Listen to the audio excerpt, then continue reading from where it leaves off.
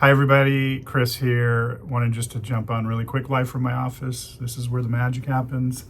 And just talk about narrative therapy and treatment planning.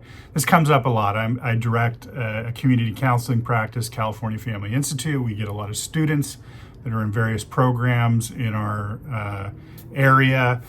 And they come here wanting to learn narrative therapy, and we don't do treatment planning at California Family Institute. And oftentimes they are required in their classes, practicum classes, to do case presentations, those kinds of things, where some component of it is treatment planning for whoever they might be working with. And this always creates some sort of tension because we don't do treatment planning at California Family Institute, and there's several reasons for that.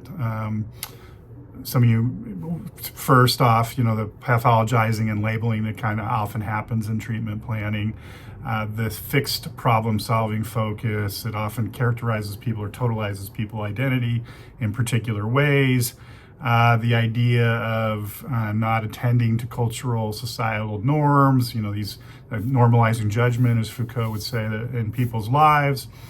The expert-client power dynamic, that I'm going to determine the course of your treatment kind of thing.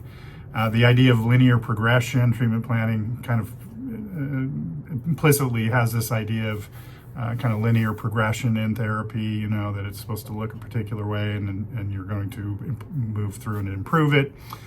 Of course, the overemphasis in individualism that happens in treatment planning, and then obviously the pathological language that's kind of part and parcel of treatment planning. So those are just some of the reasons. That doesn't mean that treatment planning can't be helpful to other people, for sure, but that's why some of the reasons that we don't do it. But we still have students that have to pass their programs and pass their classes. And so we found a workaround, and I just wanted to share that. The reason for this video is to share that workaround. And there's a great book. Well, it's a very helpful book, Theory-Based Treatment Planning for Marriage and Family Therapists. It's a bunch of treatment potential examples of treatment plans through different modalities.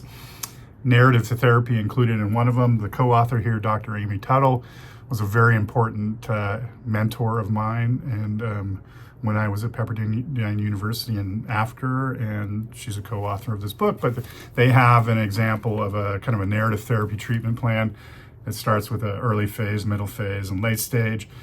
And we use this. I have a copy of it. If you would like a copy of it, just email me. I might make you join my email list or share this video or something.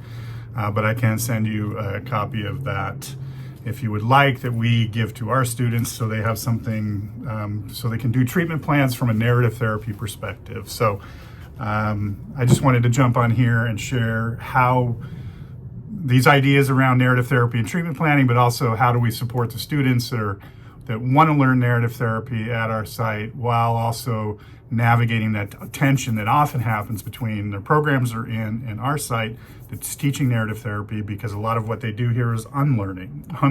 They're learning something and we're kind of unlearning them right away after that. That's always a tension that kind of shows up. So I hope you found this helpful. I hope you have a great Monday. And as always, thanks for watching. Peace.